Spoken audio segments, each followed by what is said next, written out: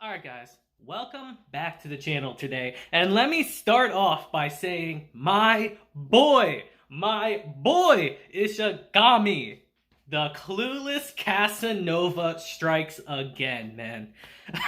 That was by far one of the funniest scenes in the entire episode to me. I was dying of laughter when I saw that. Just this man, without even trying, just makes himself look good. Just imagine what would happen if he actually did try. Oof, it's scary, man.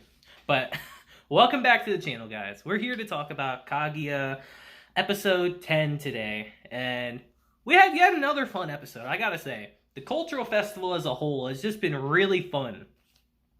I thought that, we're going to be spending so much of the season here that, it might start to drag. But so far, it's been a really good time. We've had some really funny situations, and I'm sure it's just going to continue. So speaking of that, let us continue into the review. Now, I do want to mention this, in case any keen-eyed viewers out there might notice, like, yo, dude, what's up with your ear? What's up with that? Well, to do a long story short, I hurt my ear the other day, and I can't hear out of it right now. I can't hear anything out of my right ear right now. Which was equally funny and annoying because the first half of our episode actually dealt with sound.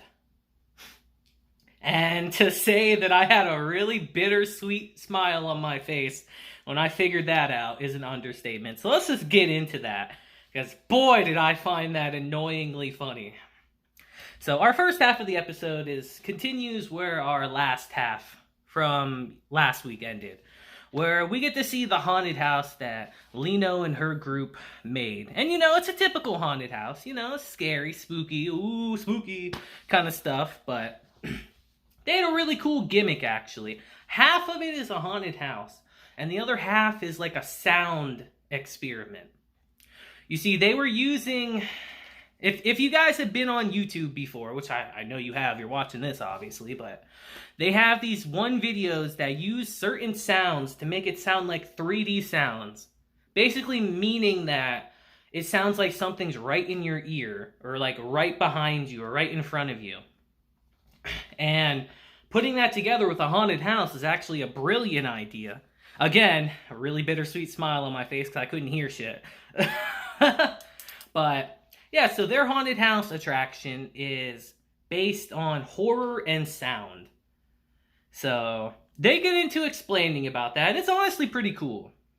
So we see Kaguya and Mika going through the haunted house, always opposed to each other, but in this instance, they were joined together. Pretty funny.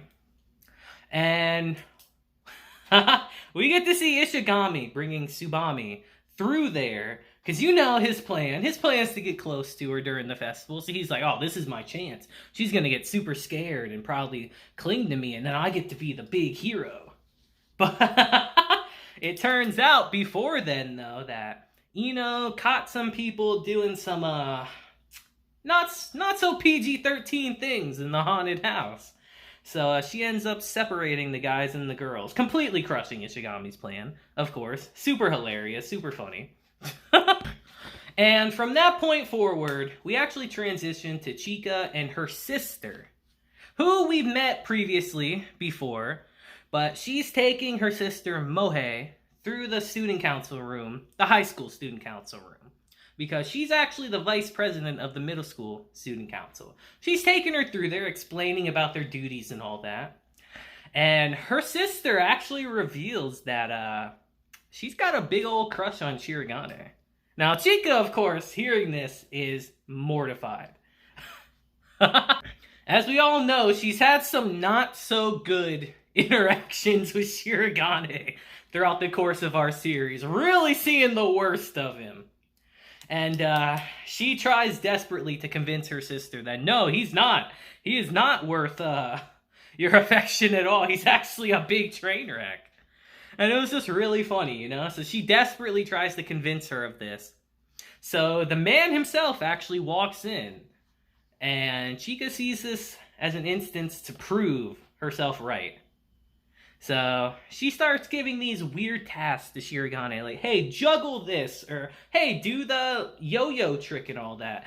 And thinking, oh, he's gonna fail at this horribly, and I can prove to my sister that, oh, he's not anyone super special. He's really a train wreck. You don't want to be with him.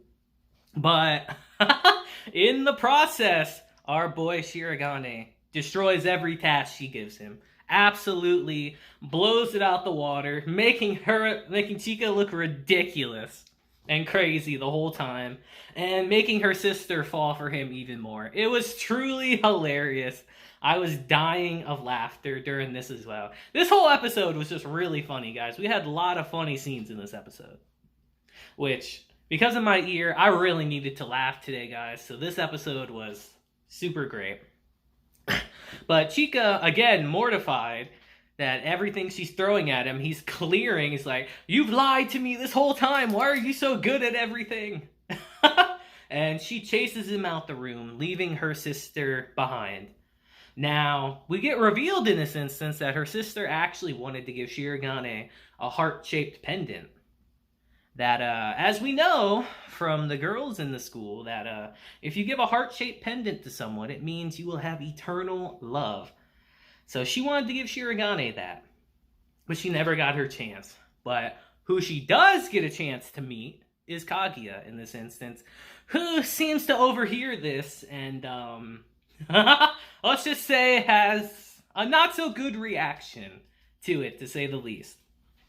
So she actually starts interrogating her a little bit, saying, oh, what do you even like about him? You know, he would never like someone like you. Huh, pish posh and all that BS.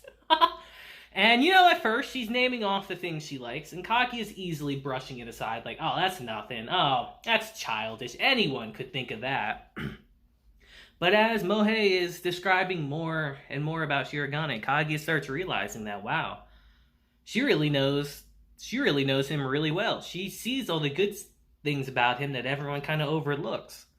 And in that instance, her animosity actually flies out the window, and they start having a little bit of girl talk, you know, a little bonding time together. And it's a nice scene. But I do love that as she's pacing across the room, though, her foot is drawing a symbol on the ground, kind of cursing her the whole time. And this show does subtlety really well, man. That was just a really funny scene. Just how two-faced she can really be at times. But, you know, they had a nice little scene.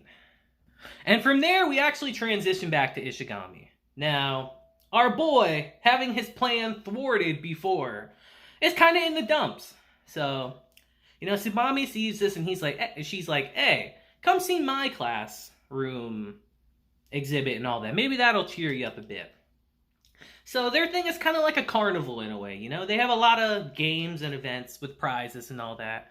And Ishigami sees that she's eyeing this giant heart-shaped cookie. So, obviously, being the son of a toy maker, this man knows how to play some games. So he sees that and his fiery spirit gets lit. So he goes over there and he wins it pretty easily, presenting the heart-shaped cookie to her. Now, our boy, my boy, the clueless Casanova himself, doesn't realize what giving someone a heart at the festival means, no matter what it is. Just giving someone a heart at the festival in general is a sign that you want to be in a relationship with them, that you want eternal love with them. He's completely clueless to this, but everyone else in the room is not. And they all, literally everyone in the room stops what they're doing. They're like, well, wait a minute, what's going on here? Even Tsubame is taken aback, like, wait, what? What's happening? And it was just hilarious, man. Even without trying, my boy gets it done. And it was just a great scene, you know? And she honestly looks really happy in that instance. Like, because he even says, oh, I guess if you don't like it, I can eat it myself. And then she's like, no, that's not it at all. I really like it, but, and then she runs out the room in a complete panic saying, I need some time to think about this. Which, I don't know, man. To me, didn't seem like a no. I'm just saying. Like I've been saying, guys, I think she actually does kind of like Ishigami a bit. Am I right? Am I wrong? We'll just have to wait and see.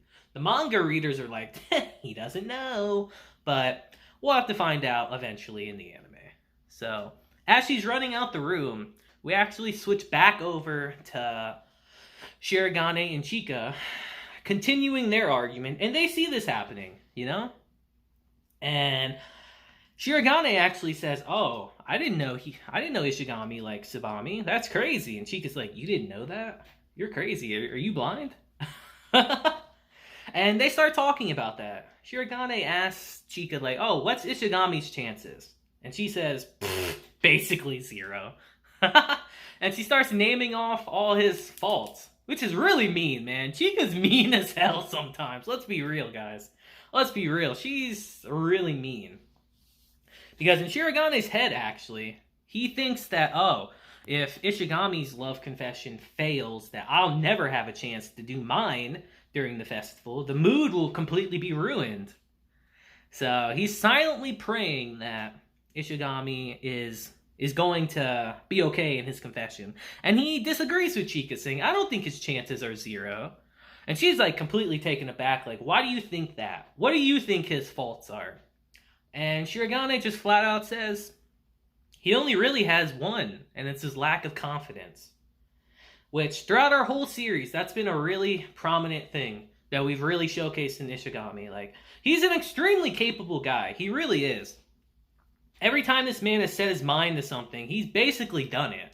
He's extremely confident. He just lacks the confidence in himself to really follow through with anything.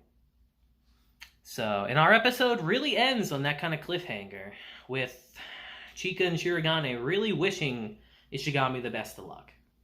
And I'm wishing this man the best of luck too. He's like one of the best characters in the show. I really want him to succeed, man.